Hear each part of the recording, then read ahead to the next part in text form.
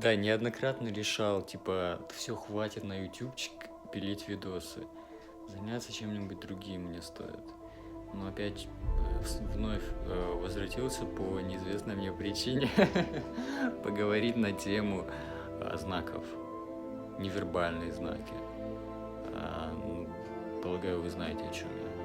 Это что-то вроде зацепил кого-то случайно, якобы случайно, в маршрутке девушка или девушка зацепила тело. Я про тело говорю. И якобы это случайно. Так еще человек и извиняется за то, что так и должно было произойти. Ну и всякие разные другие невербальные знаки, вплоть до такой эзотерики, шизотерики, типа микроволновка. Однажды всякие разные послания. Вдруг микроволновка со мной начала недавно разговаривать. Я такой: